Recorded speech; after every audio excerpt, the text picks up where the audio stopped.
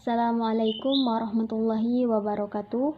Perkenalkan, nama saya Widya Astuti, NIM 105190281 dari Prodi Ilmu Pemerintahan, Fakultas Syariah UIN Sultan Taha Syaifuddin Jambi, kelas IP 3I dengan MK Ilmu Hukum. Baiklah, di sini saya akan menjawab pertanyaan dari soal-soal UAS MK Ilmu Hukum yang diampu oleh Bapak Z. Haryanto SH MH. Yakni soal yang pertama yaitu setelah mengikuti perkuliahan pada mata kuliah ilmu hukum selama 1 semester ini, apa yang saudara ketahui tentang berkaitan atau berhubungan dengan materi, substansi, serta keseluruhan? Uraikan dengan sangat jelas per sesi dalam bentuk kesimpulan. Baiklah, saya akan menjawab pertanyaan dari nomor 1 ini terlebih dahulu. Yang akan dibahas di pertemuan kedua ini yaitu ilmu hukum. Nah, mempelajari ilmu hukum tentu saja kita harus mengetahui pengertian dari hukum itu sendiri kan? Nah, jadi saya akan membahas tentang hukum itu dulu ya. Ilmu hukum itu adalah peraturan atau adat yang secara resmi yang dianggap mengikat. Nah, sekarang baru kita akan memasuki pengertian dari ilmu hukum. Ilmu hukum itu adalah ilmu pengetahuan yang berusaha menelaah hukum, dan ilmu hukum ini mencangkup dan membicarakan segala hal yang berhubungan dengan hukum. Dan ilmu hukum ini objeknya adalah hukum itu sendiri. Karena luasnya masalah yang dicangkup oleh ilmu ini, maka banyak orang yang mengatakan bahwa batas-batasannya tidak bisa ditentukan. Nah, dengan kita mempelajari ilmu hukum ini, maka kita bisa mempelajari semua seluk-beluk mengenai hukum. Misalnya, mengenai asal-usul mula, wujud, asas-asas, sistem, macam-macam pembagian, sumber-sumber dan perkembangan, fungsi dan kedudukan hukum di masyarakat tersebut.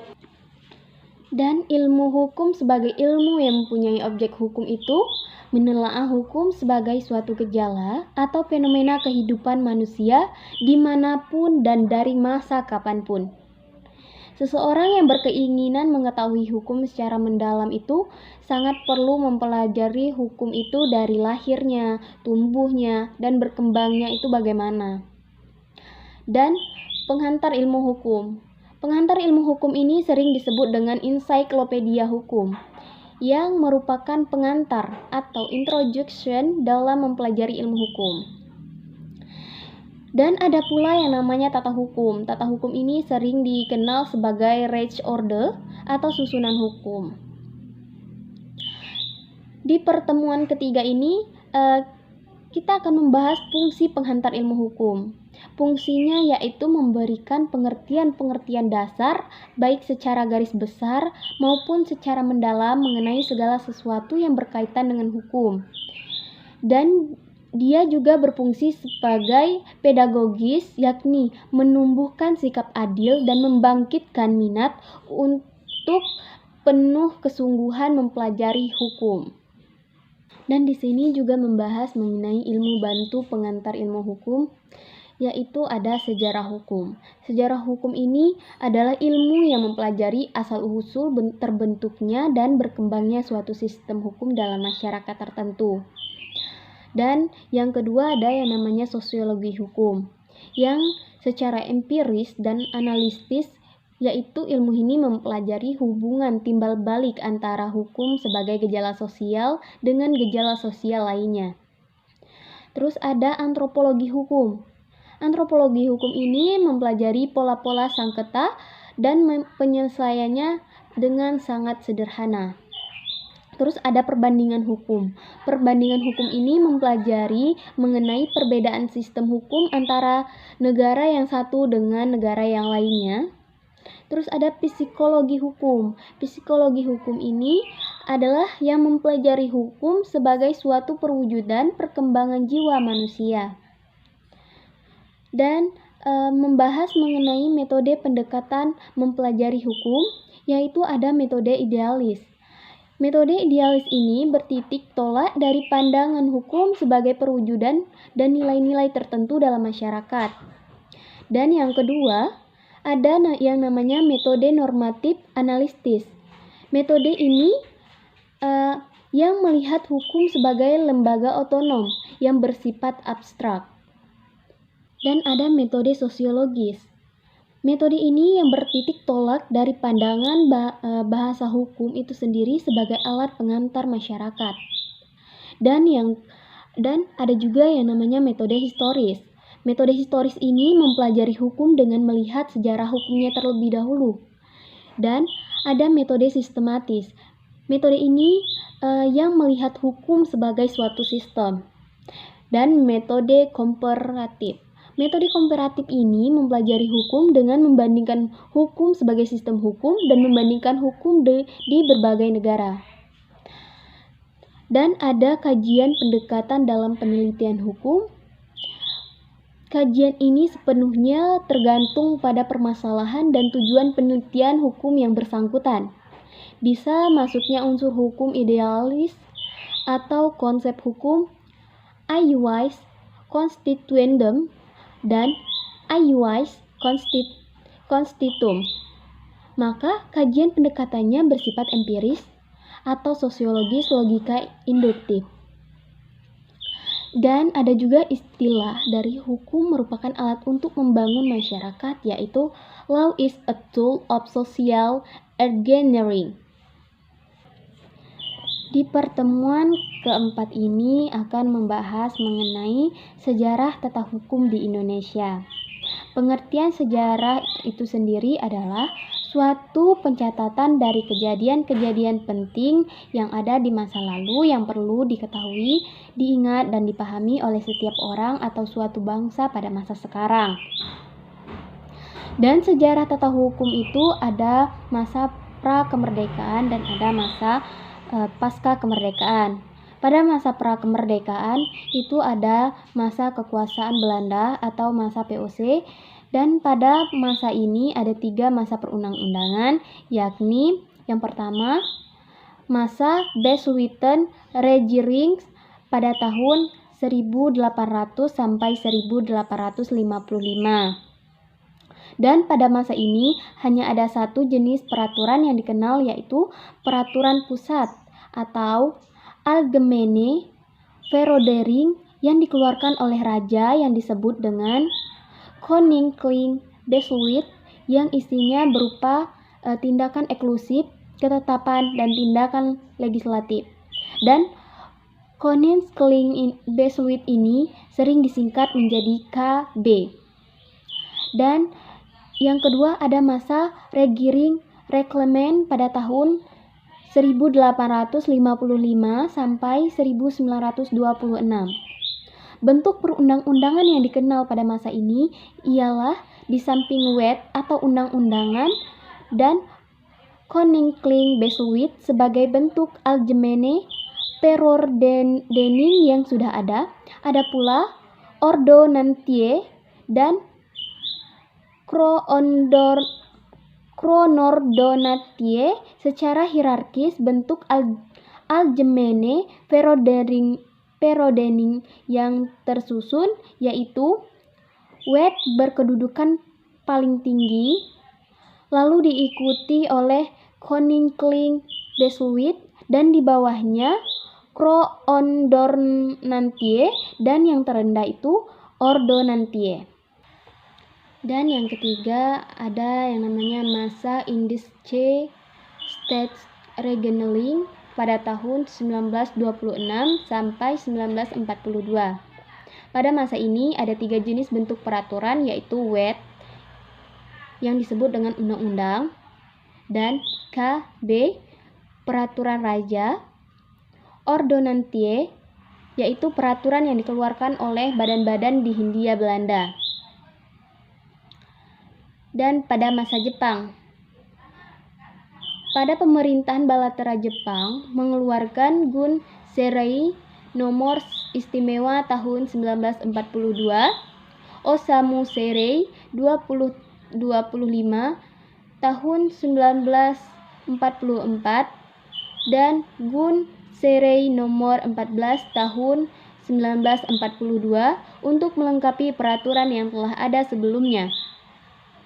Dan sejarah tata hukum pasca kemerdekaan itu ada masa 1945-1949 pada tanggal 18 Agustus 45 sampai 26 Desember 49. Tata hukum yang berlaku pada masa ini adalah segala peraturan yang telah ada dan pernah berlaku pada masa penjajahan Belanda. Masa Jepang berkuasa dan produk-produk peraturan baru yang dihasilkan oleh pemerintahan negara Republik Indonesia dari tahun 1945 sampai 1949.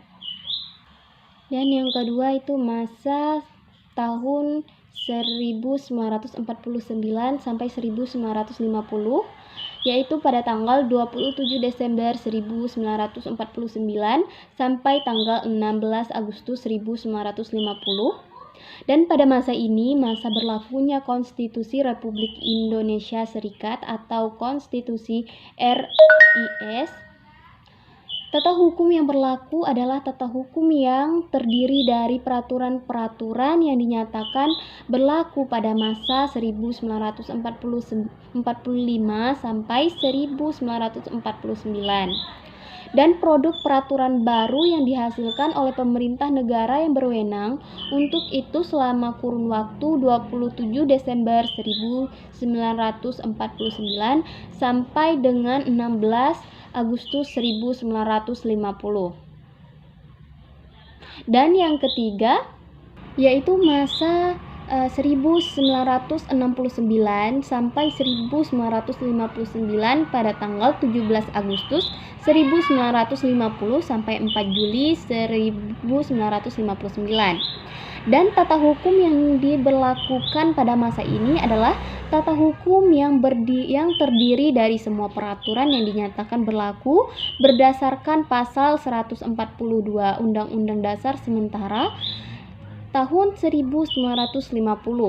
Kemudian ditambah dengan peraturan baru yang dibentuk oleh pemerintah negara selama kurun waktu dari tanggal 17 Agustus 1950 sampai 4 Juli tahun 1959. Dan yang keempat itu adalah masa 1959 sampai 1999. Pada tanggal 5 Juli 1959 sampai masa reformasi. Dengan rekrut presiden pada tanggal 5 Juli 1959, Undang-Undang Dasar sementara 1950 dinyatakan tidak berlaku lagi dan diganti dengan Undang-Undang Dasar 1945. Tata hukum yang berlaku pada masa ini adalah yang terdiri dari segala peraturan yang berlaku pada masa 1950 sampai 1959 dan yang dinyatakan masih berlaku berdasarkan ketentuan pasal 11 Aturan Peralihan Undang-Undang Dasar 1945. Dan pada pertemuan kelima ini akan membahas mengenai hubungan antara manusia, masyarakat, dan kaidah sosial. Menurut Aristoteles, manusia itu adalah zoon politikon, artinya manusia itu sebagai makhluk pada dasarnya selalu ingin bergaul dan berkumpul dengan sesama manusia lainnya. Hubungan manusia dengan hukum, yaitu di mana ada masyarakat atau manusia, di situ pasti ada hukum. Dan istilahnya yaitu ubi societas ibi iuis. Hukum ada sejak masyarakat ada. Dan kaidah atau norma sosial itu berisi perintah yang merupakan keharusan bagi seseorang untuk berbuat sesuatu. Oleh karena itu, akibatnya dipandang baik. Dan guna kaidah tersebut adalah untuk memberi petunjuk kepada manusia bagaimana harus bertindak dalam masyarakat. Pada pertemuan 6, yaitu membahas mengenai pengertian hukum secara etimologi yang berkaitan dengan keadilan, kewibawaan, ketaatan, peraturan yang berisi norma-norma. Dan pengertian hukum menurut ahli yaitu ada Aristoteles. Menurutnya yaitu particular law is that which its community lays down and applies to its own member.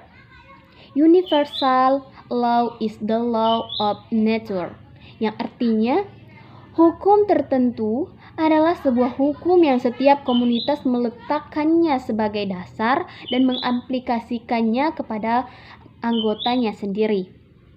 Dan hukum universal adalah hukum alam. Dan menurut Grotius, law is a rule of moral action obliging to that which is right. Artinya, hukum adalah sebuah aturan atau tindakan moral yang akan membawa kepada apa yang benar. Dan unsur-unsur hukum. Ada yang pertama itu peraturan mengenai tingkah laku manusia dalam pergaulan masyarakat. Dan yang kedua, peraturan itu bersifat memaksa. Dan yang ketiga, peraturan itu diadakan oleh badan-badan resmi yang berwajib. Yang keempat, sanksi. Sanksi terhadap pelanggaran peraturan tersebut adalah tegas. Dan adapun ciri-ciri dari hukum itu yaitu adanya perintah dan adanya larangan. Yang kedua, perintah dan larangan harus patuh ditaati setiap orang. Dan sikap hukum itu mengatur dan memaksa agar aturan-aturan itu dipatuhi dan ditaati oleh semua masyarakat. Pada pertemuan ketujuh, yang dibahas itu adalah tujuan hukum dan fungsi hukum. Yang pertama yaitu tujuan hukum. Tujuan hukum itu yaitu menghendaki adanya keseimbangan, kepentingan, ketertiban, keadilan, ketentraman, kebahagiaan, kedamaian, kesejahteraan setiap manusia. Dan yang kedua itu menghendaki oleh hukum adalah agar kepentingan setiap orang baik secara individual maupun kelompok tidak diganggu oleh orang atau kelompok yang lainnya. Dan agar tercipta kebenaran dan keadilan. Itu adalah tujuan hukum. Dan yang kedua ini adalah fungsi hukum. Fungsi hukum itu yaitu sebagai alat ketertiban dan ketentuan masyarakat. Dan yang kedua itu untuk sarana mewujudkan keadilan sosial lahir dan batin. Yang ketiga yaitu sebagai alat penggerak pembangunan. Dan yang keempat itu sebagai alat kritik. Yang kelima atau yang terakhir ini sebagai sarang untuk menyelesaikan pertikaian. Pada pertemuan ke-9 yaitu membahas mengenai pengertian sumber hukum. Sumber hukum adalah segala apa atau sesuatu yang menimbulkan aturan-aturan yang mempunyai ketentuan mengikat dan bersifat memaksa, yakni aturan-aturan yang kalau dilanggar mengakibatkan sanksi yang tegas dan nyata bagi pelanggarnya. Dan ada juga sumber-sumber hukum itu adanya seperti sumber hukum material adalah faktor-faktor masyarakat yang mempengaruhi pembentukan hukum, yaitu pengaruh terhadap pembuatan undang-undang, pengaruh terhadap keputusan hakim, dan sebagainya. Sumber hukum material ini merupakan faktor yang membantu pembentukan hukum, dan faktor tersebut adalah faktor indil dan faktor kemasyarakatan. Faktor indil adalah patokan-patokan yang tetap mengenai keadilan yang harus ditaati oleh para pembentuk undang-undang ataupun para pembentuk hukum yang lain. Faktor kemasyarakatan adalah hal-hal yang benar-benar hidup dalam masyarakat dan tunduk pada aturan-aturan yang berlaku sebagai petunjuk hidup manusia yang bersangkutan. Contohnya itu struktur ekonomi, kebiasaan, adat istiadat, dan sebagainya. Yang kedua itu ada sumber hukum formal. Sumber hukum formal ini merupakan dasar ketentuan mengikat peraturan-peraturan agar ditaati oleh masyarakat maupun oleh penegak hukum itu sendiri. Dan ada macam-macam sumber hukum formal, yaitu ada undang-undang, kebiasaan, jurisprudensi, traktat, perjanjian, dan doktrin. Pada pertemuan ke-10 ini membahas mengenai pengertian dasar dan konsep dalam hukum. Ada yang namanya subjek hukum. Subjek hukum ini ialah segala sesuatu yang dapat mempunyai hak dan kewajiban menjadi memiliki wewenang hukum. Dan pembagian subjek hukum itu ialah ada manusia dan badan hukum. Manusia di sini sebagai subjek hukum, yang berarti manusia membawa hak dan kewajiban sehingga dapat melakukan sesuatu tindakan hukum.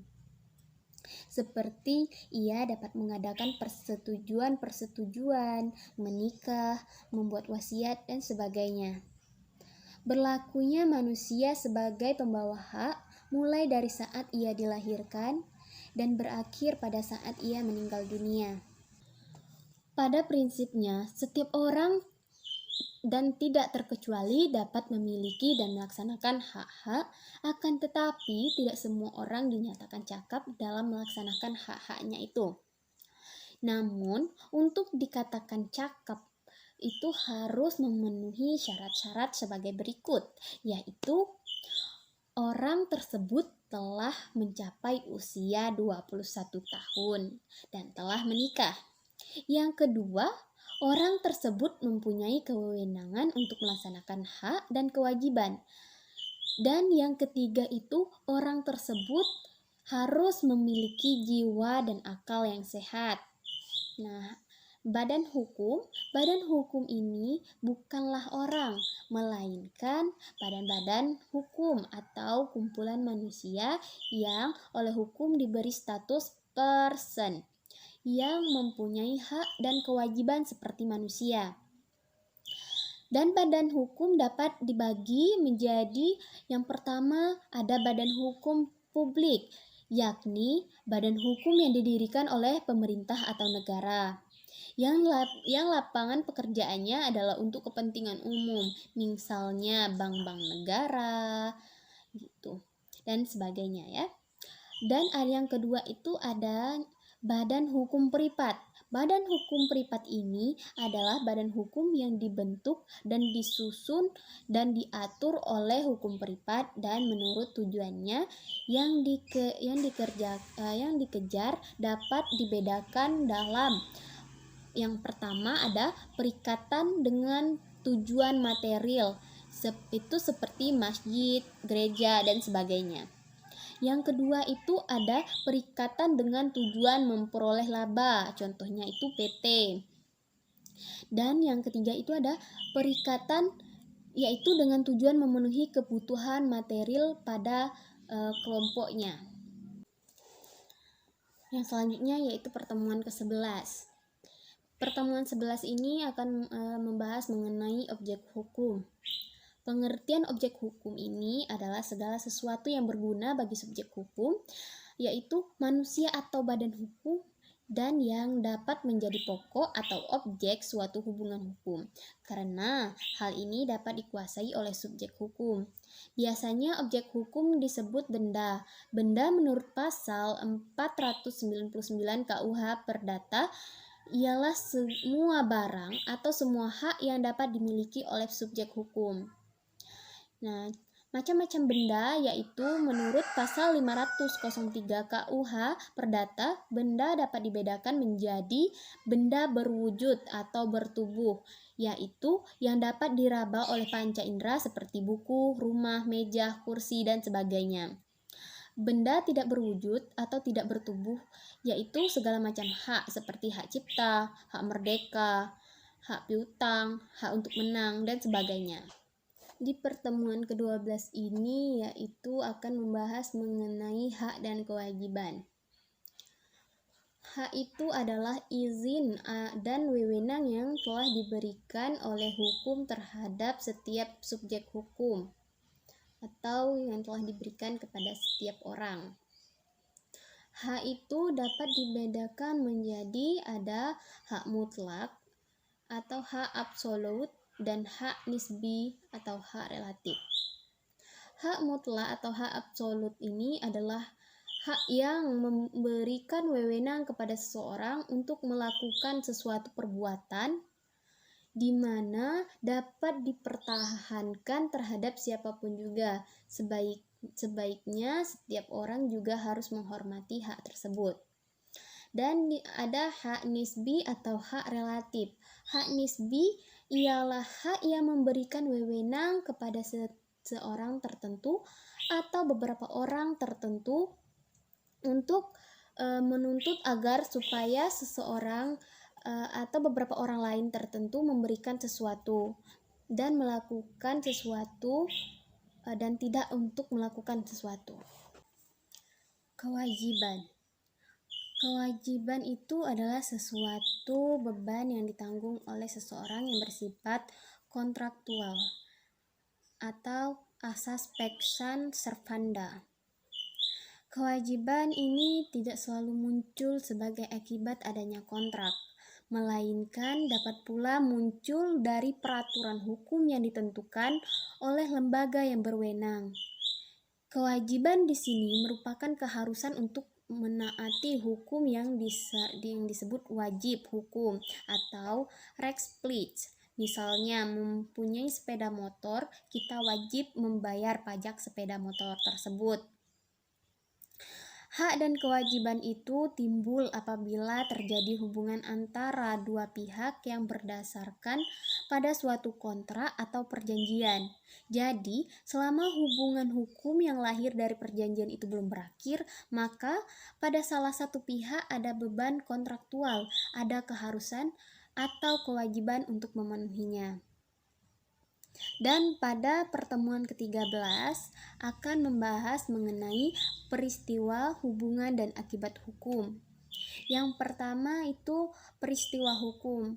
Peristiwa hukum yaitu peristiwa-peristiwa kemasyarakatan yang timbul dari hubungan-hubungan anggota masyarakat yang oleh hukum diberikan akibat-akibat hukumnya. Peristiwa hukum itu ada dua, yaitu perbuatan subjek hukum, yaitu manusia dan badan hukum. Dan yang kedua itu peristiwa hukum yang bukan perbuatan subjek hukum. Nah, yang kedua itu ada hubungan hukum. Hubungan hukum ini adalah hubungan antara dua subjek hukum atau lebih di mana hak dan kewajiban suatu pihak berhadapan dengan hak dan kewajiban di pihak yang lain. Hukum ini dapat berupa contohnya lahirnya, ubahnya, atau lenyapnya suatu keadaan hukum. Contohnya menjadi umur 21 tahun sudah cakap untuk melakukan tindakan hukum. Dan yang kedua, lahirnya, ubahnya, atau lenyapnya suatu hubungan hukum atau hubungan antar dua subjek hukum atau lebih di mana hak dan kewajiban di situ pihak berhadapan dengan hak dan kewajiban di pihak yang lain. Contohnya, A mengadakan perjanjian jual beli dengan B. Lahirlah hubungan hukum A dan dengan B ini. Sesudah dibayar lunas, hilanglah hubungan hukum ini. Dan yang ketiga itu ada sanksi. Apabila melakukan tindakan melawan hukum, dan contohnya itu si A menabrak seseorang sehingga berakibat luka berat, dan si A harus mendapatkan sanksi berupa pidana penjara atau pidana denda dan hukum adat. Dalam pertemuan ke-14 ini akan membahas mengenai asas hukum. Asas hukum adalah dasar-dasar umum yang terkandung dalam peraturan hukum, dan dasar-dasar umum tersebut adalah merupakan sesuatu yang mengandung nilai-nilai etis. Peraturan hukum adalah ketentuan konkret tentang cara berperilaku di dalam masyarakat. Ia merupakan konkretisasi dari asas hukum. Asas hukum bukanlah norma hukum konkret, karena asas hukum adalah jiwa norma jiwa norma hukum itu. Norma hukum merupakan penjabaran secara konkret dari asas hukum tersebut. Dan ada juga pembagian asas hukum. Pembagian asas hukum tersebut ada pembagian asas hukum yaitu asas hukum umum. Asas hukum umum ini ialah asas yang berhubungan dengan bidang hukum dan berlaku untuk semua bidang hukum itu. Seperti asas equality before the law, asas leg posteriore derogate legi priori. Asas bahwa apa yang dilahirkan tampak benar untuk sementara harus dianggap demikian sampai diputus oleh pengadilan tersebut. Dan yang kedua, ada asas hukum khusus. Asas ini ialah asas yang berfungsi dalam bidang yang lebih sempit seperti dalam bidang hukum perdata, hukum pidana, dan sebagainya. Dan fungsi asas hukum ini adalah ada fungsi dalam hukum. Fungsi ini adalah yang berdasarkan dengan eksistensinya pada rumusan pembentuk undang-undang dan hakim. Dan yang kedua, ada fungsi dalam ilmu hukum. Fungsi ini bersifat mengatur dan eksplikatif atau menjelaskan. Tujuan adalah memberikan ikhtiar tidak normatif sifatnya dan tidak termasuk dalam hukum yang positif. Baiklah, saya akan menjawab pertanyaan dari soal nomor 2, yaitu apa yang bisa saudari petik sebagai suatu nilai atau value pada proses pembelajaran di mata kuliah hukum ini sebagai bekal kelak di masa sekarang maupun nanti. Dan berilah satu kritik serta saran yang bersifat membangun yang ditunjukkan kepada pengajar atau dosen yang bersangkutan. Uraikan secara jelas. Baiklah, yang akan saya sampaikan pertama yaitu mengenai value yang dapat saya petik. Yang pertama itu, saya selaku mahasiswa ilmu pemerintahan yaitu mempelajari tentang kepemimpinan. Nah, di sini yang bisa saya petik yaitu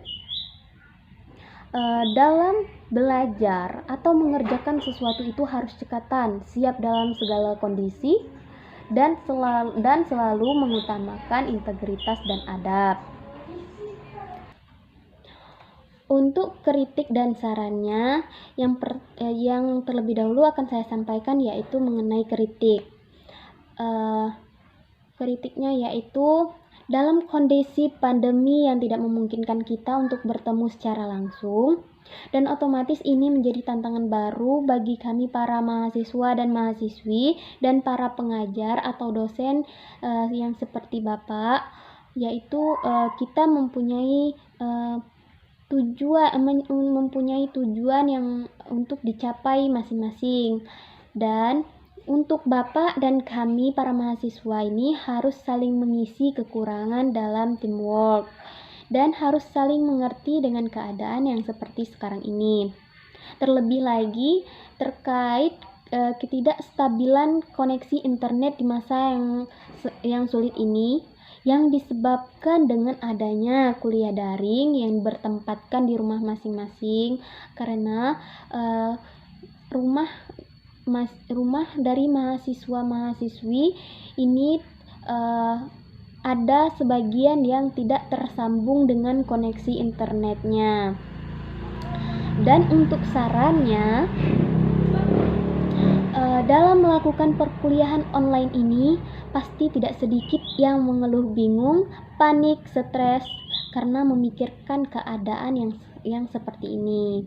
Maka dari itu, untuk para pengajar atau dosen, wabil khususnya untuk Bapak Z Haryanto, SHMH, selaku pengampu MK ini harus benar-benar menyiapkan dengan baik dan sekreatif mungkin agar kami para mahasiswa dan mahasiswinya tidak bosan dengan sistem perkuliahan daring ini, dan Bapak pun tidak akan merasakan bosan karena sistemnya bervariasi. Dan saya juga berharap dengan adanya perkuliahan daring ini Semoga Bapak bisa memberikan penilaian yang adil bagi seluruh mahasiswa yang Bapak ampuh. Sekian yang dapat saya sampaikan. Saya ucapkan wabillahi taufik wal hidayah. Wassalamualaikum warahmatullahi wabarakatuh.